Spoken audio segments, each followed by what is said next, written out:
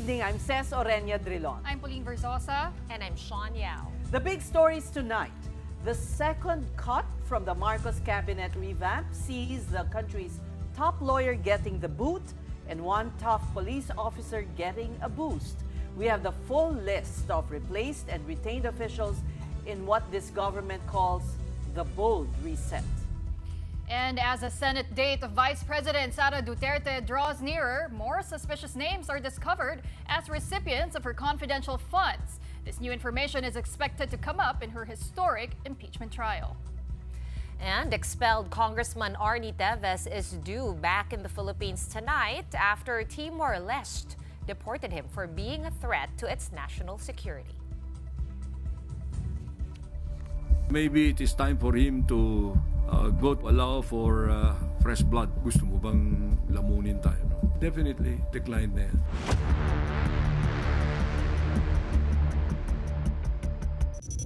More officials with ties to the Duterte administration get the boot in the ongoing revamp under the Marcos administration. But perhaps today's biggest announcement is CIDG Chief Nicolas Torre III becoming PNP Chief. Mobile journalist Julie Baiza has tonight's big story. Executive Secretary Lucas Bersamin once again made the announcement of the latest cut from the cabinet revamp under the Marcos administration. First to go in the second wave of reset, Solicitor General Menardo Guevara. He was replaced by Darlene Berberabe, who took her oath today before President Marcos. Berberabe is the Dean of the UP College of Law. Before this, she was Chief Executive Officer of Pag-ibig Fund under the administration of the late Noynoy Aquino. She was actually applying for the post of Supreme Court Associate Justice Mario Lopez, who is set to retire on June 4. But Bersamin says President Bongbong Marcos found Berberabe's achievements more valuable as the country's top lawyer. Si Soljan Guevara has been there since the beginning, no? And maybe it is time for him to go to another venture. And so the president accepted his resignation to allow for fresh blood to come in. Bersamin clarified that Guevara's departure from the Marcos cabinet had nothing to do with his recusal from cases challenging the arrest of former President Rodrigo Duterte by the International Criminal Court. If you recall, there was a strong clamor for the termination or removal of Solicitor Guevara at the time. The public perception that gave rise to this clamor must have been about his taking the opposite side of the issue. But you know, he and the president had a conversation about this, and the president respected his ethical decision to recuse. Now, if there was a reservation about his professionalism at that time, the president could have already removed him. But the president continued to repose trust in him. Another big announcement on Thursday, new PNP Chief, Major General Nicolas Torre. The CIDG chief who was a frontliner in the arrest of Kingdom of Jesus Christ founder Apollo Kibuloy and former President Digong. Torre replaces retiring top cop General Romel Marbil on June 2. Marcos' executive secretary cannot say if Torre's ascent to the PNP was because of these events. Wala akong may bigay na detalye dyan, ano? You know, the appointment of elements of the officers of the PNP, there has to be kept confidential. Okay? We should respect that confidentiality, but it's the president's discretion, which I consider to be absolute because he is actually the, well, you cannot consider that commander-in-chief kasi civilian yan, no? Pero more or less, ganun. Meantime, President Marcos has also accepted the resignation of Commission on Higher Education Chair Prospero de Vera. He will be replaced by CHED Commissioner Dr. Shirley Agrupis, previous president of the Mariano Marcos State University in Ilocos Norte. Bersamin did not offer any explanation about de Vera's departure from the cabinet, only noting that he had already served in CHED for 2 terms. The ES was also pressed for answers on the fate of other cabinet executives. Bersamin confirmed that the president did not accept the courtesy resignations of Justice Secretary Boying and Interior Secretary John Vic Remulla, as well as Defense Secretary Gibo Teodoro. How about Secretary Gubuchodoro po? Ay, hindi rin. Gusto mo bang lamunin tayo? No? So yung po tatlo, dinecline na po ng Pangulo. Yeah, definitely. Declined na yan. Si Secretary Boying Remulla and Secretary... Declined yung resignation niyan. Mobile journalist Julie Baiza, We Are One News. Well, it will be a return to a quiet and peaceful life for former Solicitor General Menardo Guevara. This was Guevara's statement after being replaced by UP College of Law Dean Darlene Berberabe. Guevara also said that he respects and fully understands President Marcos's decision. He lauded Berberabe as a very fine replacement to the OSG post. Meantime, House Speaker Martin Romualdez also backed Berberabe's appointment, saying her legal expertise, leadership, and integrity make her the right choice as the Republic's chief legal defender. Dean Berberabe, Romualdez added, has the intellect, experience, and independence to do just that. Speaker Romualdez also welcomed the appointment of Police Major General Nicolas Torre III as the new PNP chief. Romualdez called Torre a no-nonsense leader who is ready to restore discipline and trust in the police force. Romualdez added that despite intense public scrutiny and political pressure, Torre remains steadfast in upholding the law while carrying out high-profile missions. For his part, Interior and Local Government Secretary John Vic Remulla welcomed the appointment of Torre. Remulla says the CIDG chief's appointment was based on the president's careful assessment of his strong credentials and exemplary service. And weighing in on this latest development out of the palace is someone who's not a stranger to Malacanang politics. Welcome to the big story, Attorney Edwin Lacerda, former spokesperson of the late President Noynoy Aquino. Good evening, Ted. Good evening, Pauline. Good evening, Shawn. All right, it's been billed as the bold reset. Bold nga ba? Well, it appeared to be bold when there was a blanket courtesy resignation required from all the cabinet secretaries. But it seems like there has been no major changes except for a few. And the second time around, this announcement today posts no viable reason other than the most likely connection between the Duterte, the previous government, no? So, for instance, if you look at Solgen Guevara, he was by the way, he was he was part of the Office of the Executive Secretary under Pinoy, and then became Secretary of Justice, and then moved to Solgen. And when Executive Secretary Bersamin mentioned that it's time for him to, there's really no viable reason why he was replaced other than the fact that he recused. And you need to read between the lines that when the fact that he was not removed immediately despite the clamor does not say that the reason was strong or that was not because of his recusal. Tinatawag talaga na ipagpaliban muna, but there are no tangible reasons why he was replaced. Yeah. On the Popoy de Vera has been an educator. He was our professor in De La Salle University way back. And so was really top in the field of education. Plus, our lackadaisical status of education natin globally referred to the grade school elementary side. Hindi naman yung higher education. So there was, again, because he was connected to the Duterte side, most likely reason he was replaced. So long story So parang lackluster, parang wala. It was the billing was not achieved, or is it media that made? I'm trying to think. Did media create some kind of expectation, and then we're now all, really? Yan lang? No, it wasn't media. Media just reported on the fact that the president required a blanket resignation from all his cabinet members. In fact, he made a joke in a speech in the palace in Dal Hall. Meron pa ba akong cabinet members? No? So there was when he announced a wholesale resignation, it appeared like there was going to be a wholesale replacement as well.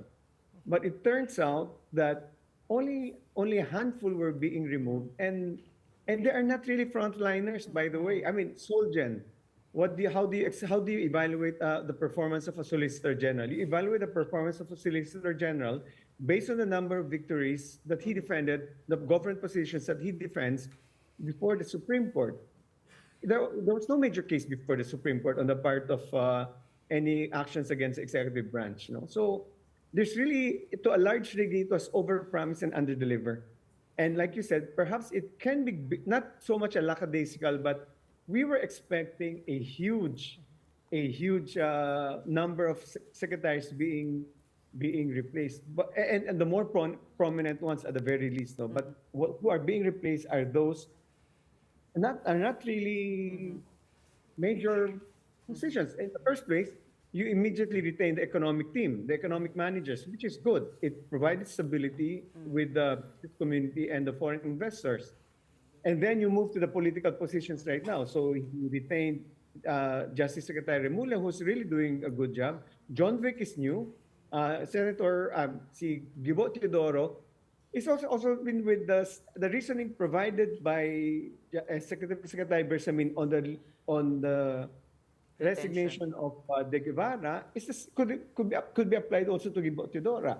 Teodoro has been there from the start of the government. By the way, 3 taon lang, hindi masyadong mahaba yung midterm. Although technically, in the time of President Marcos, the father of the incumbent president, he would replace them regularly. So may regular replacement si Macoy.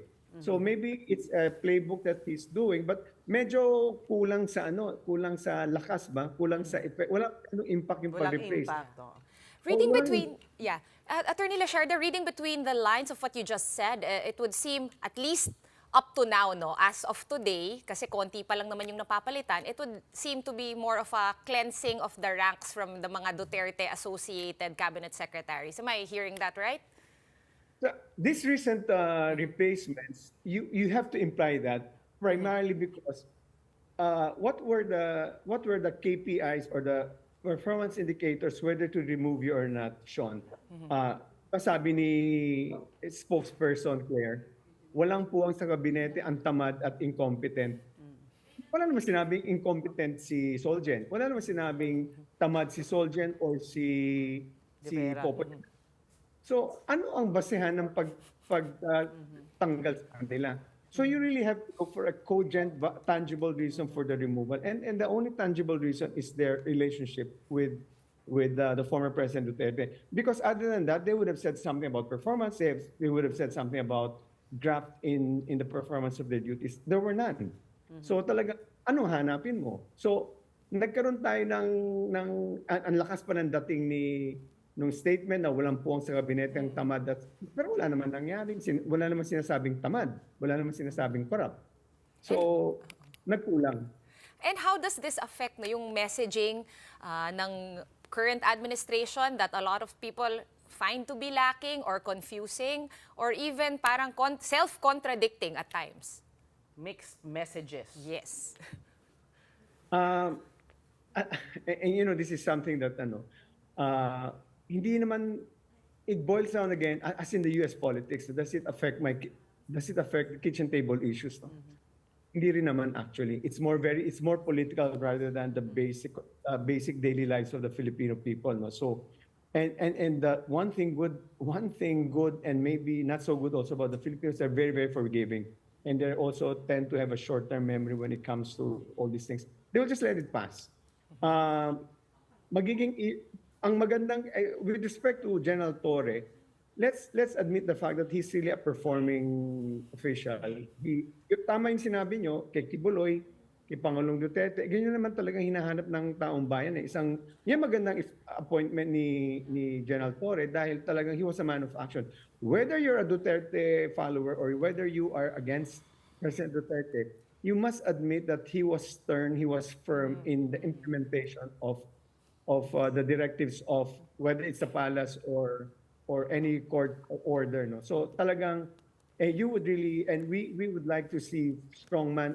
Ang tendency natin mga Pilipino, strongman talaga ang gusto natin. So that was a very good appointment. And I think tama rin sabi ni Secretary Bersamin na susunod naman ng kapulisan. Plus, mag-retire naman si General Narville. Wala namang issue on his competency naman. But yes, medyo walang mixed messaging kasi may kulang ang effect, kulang ang impact, I suppose, sa pangako na I will replace those who are non-performing and those who are corrupt.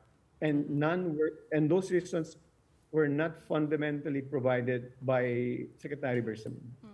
Kasi sa sinasabi mo, kung frontline agencies, the DSWD, DA, I don't know, DTI, Correct. would you even... Health, labor, Oh, DOH, DOH, yes. DOLE. Yan, DOH importante yan. But alam mo, kaya nanalo si Bongo kasi may malasakit centers eh. Siya yung nagtayo nun. That's why yung boto ni Bongo talaga, dala doon yung malasakit. Kaya ang tingin ng tao, it's being addressed. But the point is, yes, correct. Walang masyadong, we don't hear much about the DOH. Okay. Ang kaya naman, maganda kay DTI, the reason why possibly she was the thing, inflation is down. But that's a function of other departments naman, on NEDA, on the BSP. So it benefited her, but we need to see how she will perform naman this time around. No? Ang balita, akala natin si SecDec Go ang pupunta ron sa DTI, so hindi natuloy yun. So yung si Rex Gatchalian, nandun lahat yung mga remember this nung panahon ng election, I was saying the election budget, ACAP, yung lahat. Sino ba ang implementing agency yan? Si DSWD yan eh. Pero wala tayong hindi tulad ang kagandahan ni Secretary Vince Dizon, he knows how to use media. At kilos niya, may media sumusunod. Siguro dapat Ganyan din yung DSWD, DA. Correct. So, Kong's problem pa rin. Di ba? Ganun pa rin. Nung panahon namin, sinabi, kwento ko lang sa panahon namin, President Aquino, from the start, from day one, he told us, never crow about your achievements. So we were never crowing. Yung mga DPWH, yung mga kaling tinatayo, hindi nilalagay yung mukha ni Pinoy, kaya akala ng mga tao, trabaho yun at gawa yun ng mga governor, ng mayor, the local government officials just appropriated that. But we recognize also na dapat sabihin sa taong bayan kung anong ginagawa ng gobyerno. Importante na malaman nila na ang Pangulo at ang kanyang kabinete at kanyang mga departamento ay gumagalaw at pinapaayos ang buhay ng bawat Pilipino. Na kapag hindi ginagawa, malaking problema. Kaya itong tulad ng DA na pinangako pa lalo ni Pangulo Marcos na 20 pesos lang ang 1 kilo, ngayon dapat nilang gawin niya. Kaya ginawa pero ang style naman nila is subsidy. Pero sabi na whatever the means of doing it, they were able to at least malapit na sa election, in 20%. Hopefully, sasabihin, may i-apply yan nationwide. Well, it depends on the budget kung kaya nating ituloy yung subsidy na 20 pesos na yun. But yan yung mga kailangan gawin ng mga kalihim. So, na okay. If you were in the shoes of Jay Ruiz, anong sasabihin mo sa kanila? Anong advice mo? No, I will tell them to really be proactive. Number one, there are two things. No? The messaging itself, what we call the medium is a message. You really have to come forward and you really have to present yourself to the people through media, social media, to outreaches to the people. Kung what we are doing to do this, like take this whole EDSA thing that we're going to do EDSA. Ang laking sakit ng ulo niyan. Kaya ang concern ko lang, nag-announce kayo kailan lang, dapat binigyan sana na mas maraming time maghanda ang mga Pilipino. Plus that odd even sim will really kill it. Will really maraming maapektuhan. Kaya at least ini-inform mo, you really have to inform the public. Pangalawa, on the political messaging side, ang napansin ko lang talaga, ang media, ang MPC, trabaho naman to ng mahilig mangsabong talaga. Like pag may tanong tungkol kay Pangulong Duterte, sinasagot, sabi ko, ang punto ko doon, huwag nyo nang sagutin yung mga, kasi kaya nga medyo part nyo natalo siguro, kasi top of mind si Pangulong Duterte, top of mind si Sara Duterte. Pag yun ang parating naririnig, and you're not in control of the narrative, kumbaga sa military, you don't control the battlefield, why are you going to a battlefield where you're not in control? You're always on the defense. So you rethink yourself, as if I was Jay Ruiz, I would rethink, do we need to respond? Do we need not to respond? Kaya may ganung mga kailangan gawin. Pero insofar as promoting the work of the cabinet, they should really go out and inform the public, be very proactive in dealing with the public. Well, it's sometimes very burdensome to do it. Pero ngayon, magparamdam kayo. Yun lang ang alam mo, yan ang hinihingi ng tao. You're not expected to do good, highfalutin policies. Kailangan mo lang yung gawin ng mga kalim, magparamdam kayo. Diba? Okay, Eh, hindi attorney, naman- actually yan naman po yung goal ni Yuse Claire Castro when she was appointed. She did say she wanted to talk more about the projects of the government, ibida yung mga ginagawa nila. But what happened eventually was they became more defensive, reactive. But I wanted to ask, because politics is a battle of narratives, what are the Dutertes doing, right? Because right now, diba, they're enjoying high trust and approval ratings. So why are they winning this battle of narratives? Because they're appealing to emotions. And we Filipinos are very prone to be attracted to empathy. Look, during the time, when the Quadcom hearings were evidence were being presented in Quadcom hearings, what did you see in the survey? There was a slide in the approval rating of Vice President Duterte. Why? Because suddenly you see all these funds being misused, and you see all these names are being magically produced to justify the use of the confidential funds. So there was proof that somehow it appears that there was mismanagement of government funds, public funds, taxpayers' money. Now, but when you move into the arrest of President Duterte, what did they do? By the way, in the misuse of public funds, there was no empathy from the people. In fact, that's the reason why bumagsak ang numbers ni Sara Duterte. But when it came to the arrest of President Duterte, they appealed now to emotions.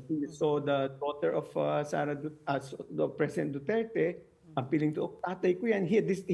She didn't talk about him as the president. She talked about him as father, and you could easily relate to a daughter whose father was arrested, and you would even equate yourself by saying, kung nagagawa yan sa dating presidente, magagawa yan sa akin. So they were appealing to emotions, and look at the narrative. What was Attorney Claire's defense or response? Legal po ito. We are signatories to the Rome Statutes. Ginagawa lang namin po yung anong gusto kong gawin na member pa tayo nun. It's very legal. It's above the Philippine. Ilan lang naman. Okay.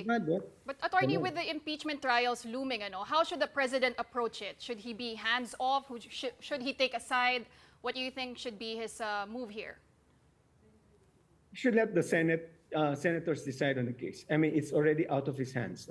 In the first place, he mentioned, unlike President Aquino, who really batted for the impeachment of Chief Justice Corona, President Marcos does not seem to be so attached to it. And in fact, one of the reasons why it took so long was meron ba siyang willing to go signal or not. He should really leave it to the impeachment court to impeachment the senators to decide, to the House prosecutors to present the evidence. Right now, it's a question of evidence. I remember during the impeachment of Chief Justice Corona, people felt na mahina yung kaso, but when they laid out all the evidence, naniwala ang taong bayan, naniwala rin ang mga senador. Ganon din ba ang mangyayari sa kaso ni Vice President Sara Duterte? Today pa lang, I think his name is Congressman Ortega, already added new names. Mga ebidensyang meron sila. So, this will help their case. Kaya nga dapat, hayaan na ni Pangulong Marcos. Kasi right now, his approval rating is low. Huwag na siyang makitaw-saw dyan sa politika. Gawin niya ang trabaho niya bilang Pangulo ng Pilipinas. Asikasuhin ang problema ng bayan, tugunan ang mga pangangailangan ng ating mga taong bayan, at doon siya mag-ano at susipa ulit ang approval rating niya. I'm very sure but he's been washing his hands of the impeachments as of late, no? Attorney Lasherda, ang sinabi nga niya doon sa ASEAN press con niya, wala akong kinalaman dyan, sila na yon. Pero yun nga, everyone's pointed out that yung actual impeachment complaint na tumawid, yung fourth, ay filed by 250 congressmen, more or less, kasama na yung anak niya, na yung anak pa niya yung nag-ano. So parang, what do you make of that again? Na parang, effective ba? Kaya pa ba niya hugasan yung kamay niya of this? And how can he, turn it around with, after these two, kumbaga, sputtering installments of the revamp? Sputtering. Just keep quiet on the impeachment case. And whenever he's asked, he can always, I will defer to the nasa Senate impeachment court na yan. Siguro mas mabuti sila na lang ang sumagot sa mga tanong yan. He will always be asked about this political side. No? And it will be true to his nature na he's distancing himself because talaga naman there is really although it's a political trial, it's good. It will be better for him if he distances himself and let the Senate Impeachment Court does the job. Walang ano yan, walang, like I said, if the, and by the way, your narrative cannot be focused on the impeachment trial. Eh. Your narrative is different. Right. I think he tried to seize the narrative by this cabinet revamp, but it falls flat. So, wala na, he lost momentum. Do we expect more names to be announced o wala nang impact? Meron pa rin yan. It's not over yet. Pero the whole idea kasi was, hindi mo naman talaga ma-require ang lahat mag-resign kasi ang dami doon. Bago, si Vince bago, si Henry Aguda bago, si Angara bago, relatively new. So talagang alam ng taong bayan, hindi mo most likely hindi man tatanggalin lahat yan. Pero yung mga talagang, kasi ang taas ng antas ng sinabi niya, tatanggal ako ng walang puwang sa kabinet, ang tamad at sa korap. Wala naman kayong pakatwiran. When you were firing people, you weren't citing those cases for their relief. Right. So, wala ang problema. Pero hindi pa yan tapos, no? And now he's gone down to the level of the heads of agencies heads of government control corporations, which are really, again, medyo wala naman masyadong wala naman masyadong tao yung mga ganun. All right, we thank you so much for your time, Attorney Edwin Lascerda. Thank you for joining the big story. That was Edwin Lascerda, former presidential spokesperson. We're just going to take a quick break, but coming up on the big story, some motorists find ways to go around the no-contact apprehension policy, or NCAP, but they were caught just in time. We have the details of that when we return. Stay tuned.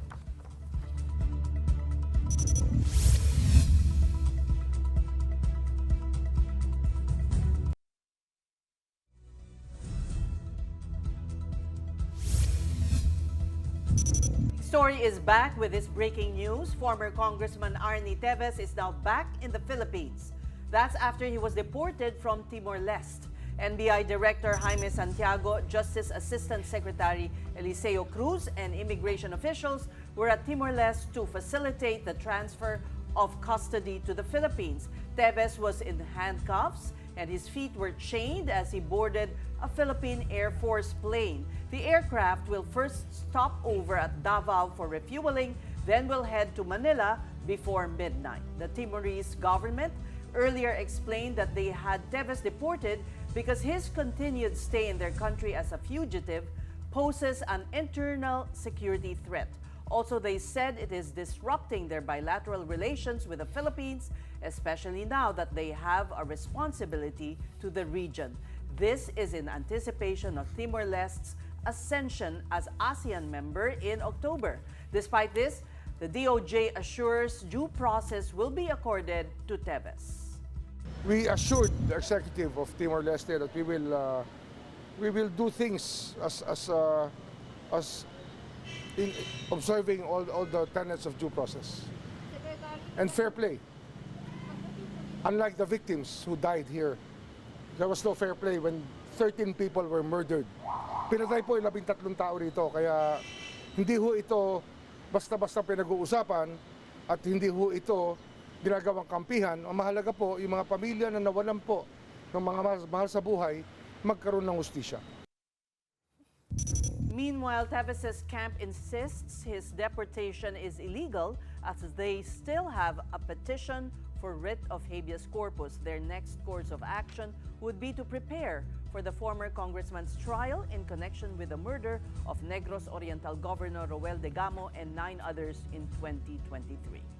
Isang malaking kamote ang nangyari. Nag-issue po ng order ang Tribunal de Recursos ng Timor-Leste na sinasabing within 48 hours ay i-produce, iharap sa hukuman si Congressman Teves upang magpaliwanag ang mga authorities ng Timor-Leste, mga executive authorities, kung bakit siya ay inaresto. Ngunit ito ay magiging moot and academic. Ngayon pong siya ay ilalabas na ng Timor-Leste at ibabalik na po sa Pilipinas. There's a saying that goes, where there is a will, there is a way. And several motorcycle riders have been seen covering their license plates so that the NCAP cameras cannot identify them. But the MMDA says that they have to do better than that to outsmart them. Gerard De La Peña with that story. There's relatively disciplined motoring on the third day since the no-contact apprehension policy was revived. According to the MMDA, it seems motorists are now more aware of the policy as NCAP violators have significantly decreased today from a high of more than 1,000 caught on Monday. Of course, there are still those that try to outsmart the MMDA's cameras, like these motorcycles with license plates covered with tape. Some got creative using stickers and even a face mask. This rider was even caught red-handed covering his plate number. Meron na po akong utos sa ating nagbabantay sa CCTV na pag may na-flag po sila na nakita na tinakpan po yung plaka, aabangan po ng enforcers natin yan at uhulihin po. Once caught, the act of covering license plates carries a penalty of 5,000 pesos. Majority of motorists and commuters, though, have welcomed the initial benefits of having NCAP in place. The mere keeping to one's lane can lead to fewer accidents to vehicles and pedestrians alike. Mas maganda sir na na tupad tayo sa sa batas trapiko talaga. Okay lang po naman yan na matupad natin yung natin NCAP. But the question now is, will this disciplined driving last? Many are worried that once the rehabilitation of EDSA begins, traffic along the highway and its arteries will become unbearable.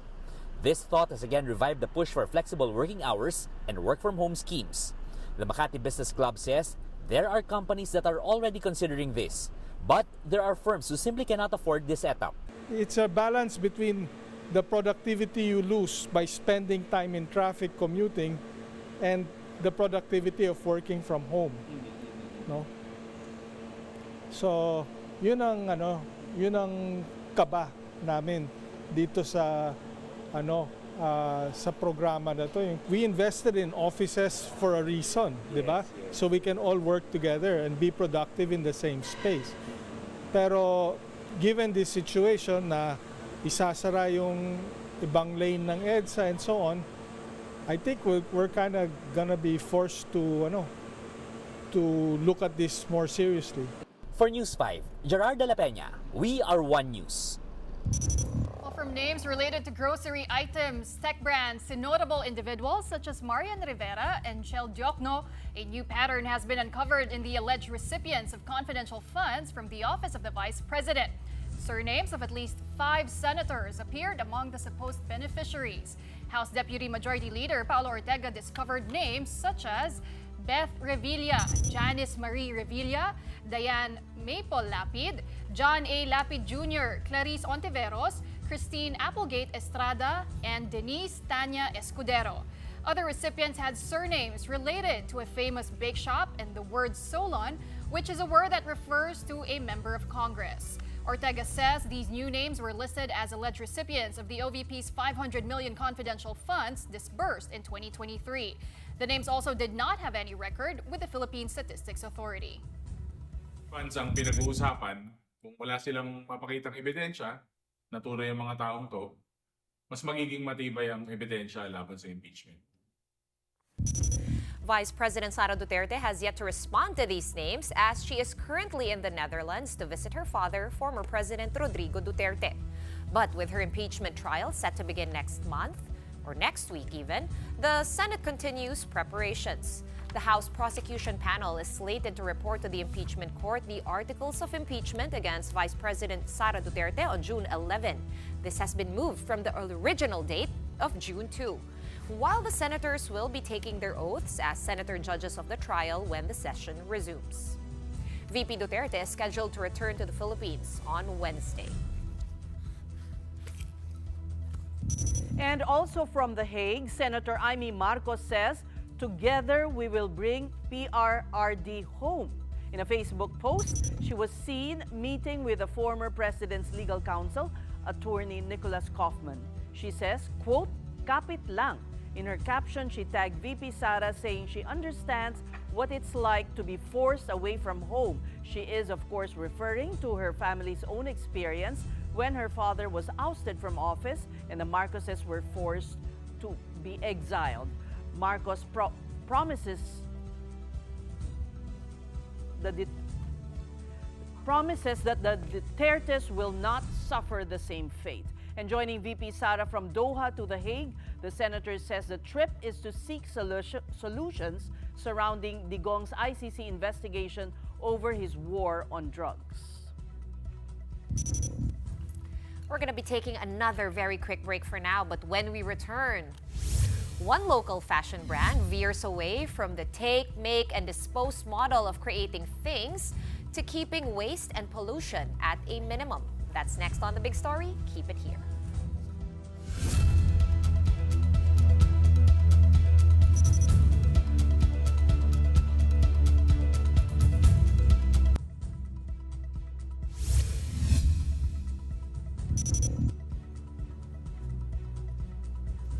You're watching The Big Story here on One News.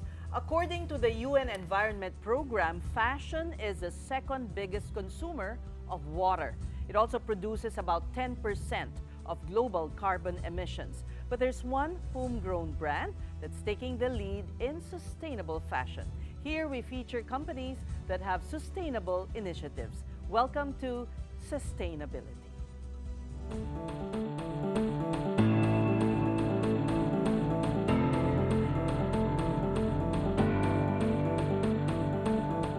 Our guest tonight believes that fashion can be transformed through circular design, community partnerships, and a commitment to zero waste. She's helping turn that vision into reality. And joining us tonight is the co-CEO and Chief Creative Officer of Bio, Ana Lagon. Welcome to The Big Story, Ana, and thank you for coming. Thank you for having me.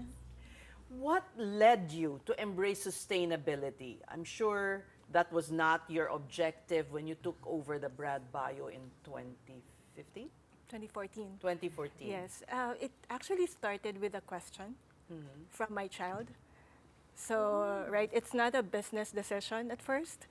So that question was made to me while one of my children were just playing around their production facility. And randomly, she asked, what happens to all the textile waste lying around the production area? And I said, oh, well, we clean them up, and then the garbage collector would take them away. But she wasn't satisfied. How old was she? Around 12. No, wow. So that was more than 10 years ago. So the next question was, okay, so what happens after the garbage collector picks them up, right? So at that point, I realized, you know, I was caught off guard, and I literally froze about the question, and I just realized that, hey, this child of mine is putting me in this position where I felt like I'm not a responsible mom first, because I'm a mother first before I'm a business owner. And then, you know, that made me commit. So it's a personal commitment. Amazing. To eventually respond properly as a more responsible business owner and a more responsible mom. Kasi nga naman, when we throw things, we forget. Yeah. We don't care. We don't think about it. Yeah. Yeah. And then it will come back to haunt us. Out of sight, out of mind kasi. In terms of flood, basura in the sea. We don't really care. Yeah. One of you brought some things here, Yes. and tell us how, you know, they're sustainable for you. Okay, so we've done a lot of things. First, of course, to manage the waste. And we have gone this far, so we're able to upcycle. These are from company uniforms. We're able to turn them into fibers again, back to fibers, and to threads. So this one. It becomes that. This, and then it becomes fabric. Wow. Honestly, that fabric is really beautiful. It Looks like boucle or like tweedy, kind of like what you're wearing Yes, now. Tess. similar to what you're wearing. It's the same effect. It's And very not fancy. only that, the threads actually serve our communities because Bio is in partnership in-house with our foundation. Okay. So we work a lot with different communities. We teach them how to weave. But we can't do this alone. We're partnering with different organizations, particularly for this one. This is TexRev, in partnership with the PTRI, Philippine Textile Research Institute, who has been our constant go-to place because textile is part of our business. So This is one government agency that's very proactive. no? proactive, but of course, you don't wait for them. right? You also try to pitch your problem and then partner they- with them because they are scientists, right? So you partner with them and show them your idea, and eventually the solution comes in. This used to be tela. I mean, Yes, an actual. it's a company uniform, Okay. and then we have the machine to shred. to disintegrate it, separate it Is from. it a very expensive or special kind of machine? Yeah. Yes, it is. This looks like also what comes out of your lint remover. Because the normal thing is parang you upcycle by just getting the material. This is a novel way of doing it. Yes, Pwede we've pala been yun. doing upcycling, like using some parts. Like what I'm wearing What now. you're wearing yeah. is a partnership with the AFP. Right. Yeah. right. So we Show have us. some parts of the military uniform on my pants, and we can also make accessories out of them. Oh yeah, it's camo. Like this Fatigues. one, like you can wear it. Ang cute. Bagay, bagay. Super Bagay rin sa'yo. Bagay rin yung pawis green. Yeah, so we make use of our waste in response to my Daughter. child's, yes, my daughter's question. So now I have a lot of answers to that. And this is the most meaningful process that we have because we work with different artisans. So we train zero-knowledge weavers, and we create this process of incorporating the scraps in the weaves. These are scraps, made from scraps. Scraps of the weave. Ito ang scrap eh. Scrap Diba? from the Ito. uniform. From the uniform din. So part of the upcycling, because we need a lot of ways to upcycle and recycle so that literally zero waste for everything.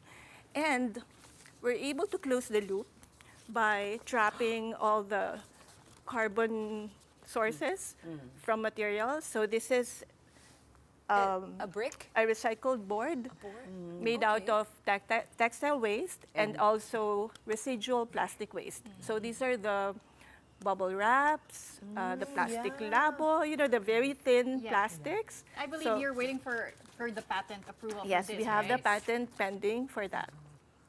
So Yeah, this can so be used for construction, for... we're using that. You can find that in some of our stores. Yes, we have that in MOA. We also have that in Greenbelt. A lot of our stores are using that already. Do you convert the waste, the plastic and textile waste in-house, or do you also In-house. partner? Oh, this is In-house, So yung more than textiles na, building na to. We've gone beyond fashion, but I think it's really more of the circular economy, the business model, going the route of our blueprint, which we call the Journey to Zero initiative. So that is our way forward on how we do all of these things. We have a blueprint. We have we call it actually our North Star. So we have that target. Parang target. Yes. So what have you achieved so far? Oh, How we have much? time? Do we have time? Okay. I like Okay, that. in terms of waste, how much have you reduced from before, I guess, 100%? Ilan na lang? Well, we started 70, 30, 10. Now we're doing zero waste if we're able to invest on the materials, on the equipment for the bigger industrial scale. Okay. We In can. terms of carbon emissions, how much na lang?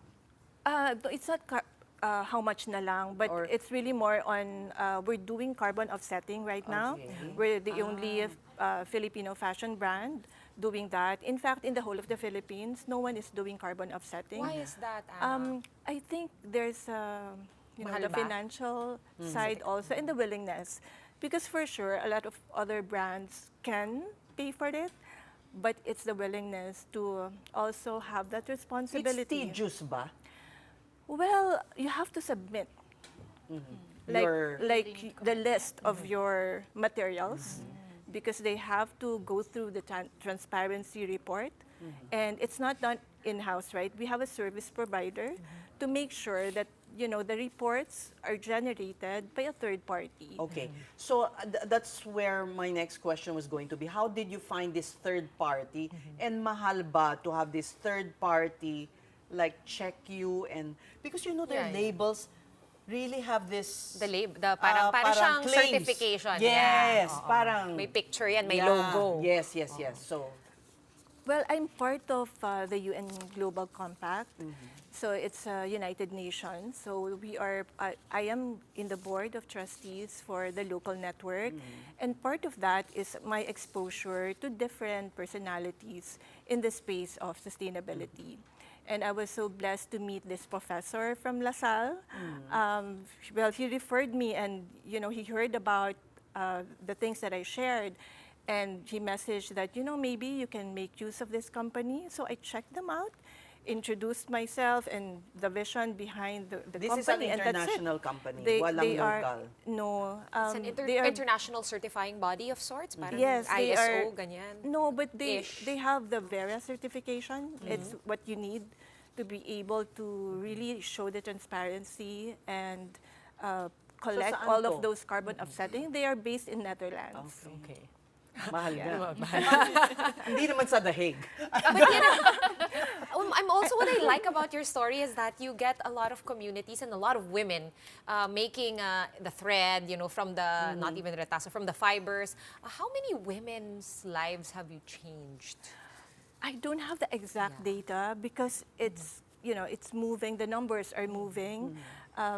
It's growing actually, but we have 3 areas where we operate our hubs. We call them Harvest Creative Community Hub. So Harvest is an acronym. Be ready, it's quite long. So it's heritage and artisanship reimagined as a vehicle for economic growth, sustainability, and technology. So this is the space where we create opportunities and pathways for women, especially women, because they are at the heart of what we do. Well, we are a fashion brand catering to women, and I believe it also in the power of how women can really have that impact in creating these very meaningful ways to support their families and their communities. Anna, tell us how we can be more sustainable in our daily lives, particularly in clothing. Yeah, in fashion. Anong advice mo sa amin? Well, to be honest, the most sustainable is to look at your closet. There is all you need. I know. This is not the usual from a fashion company, right? You're telling us not to buy. Yeah. Well, it's not to be more buy, mindful. but be more mindful, intentional, and I think, try to look at the brands that you're buying from. If you are supporting brands that, I don't want to be self-serving, but generally, you look at the brands who also mind how they take care of the people and the planet. Yeah. It sounds so cliche, but it's true. True. Yeah, and how they also try to see that prosperity is shared, not just in their own pockets, but among the communities that, that they work around. So to me, that's very important. Okay, so Thank you so very much. You're such an inspiration. We've run out of time, Anna. Thank you so much for coming to the show and sharing the so story. much for this opportunity and sharing our story. Yes. Yes, we barely scratched Yeah. the surface. Thank you so much for joining us, Anna Lagon, co-CEO and Chief Creative Officer of Bio. All right, shifting gears now to a quick update on the sewer crawler that we featured last night. There have been developments.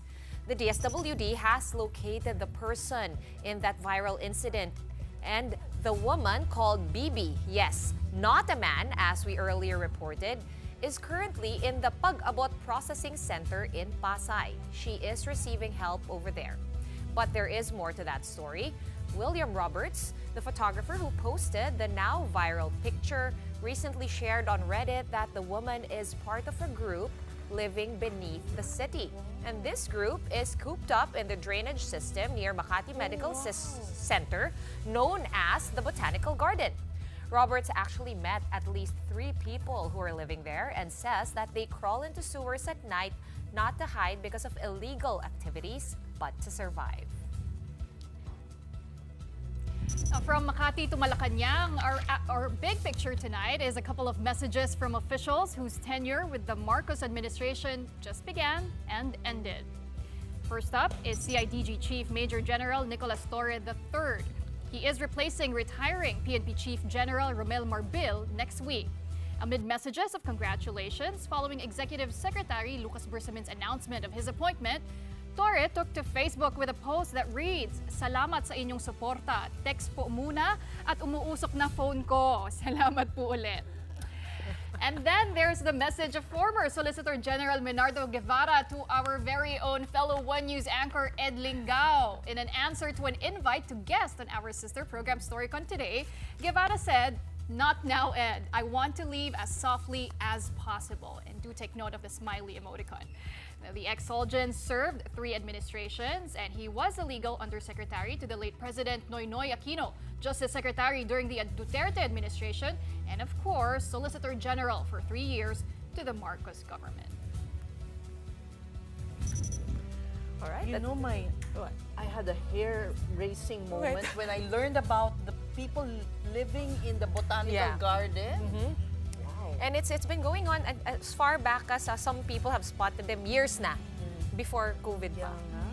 But it's not just that, even under bridges, right? Meron yung sa tulay mismo. Pero ito sa sewer, nakatira. My goodness.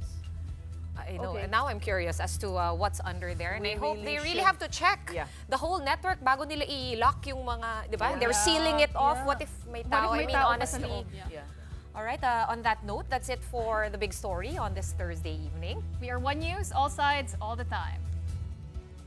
Thank you for watching.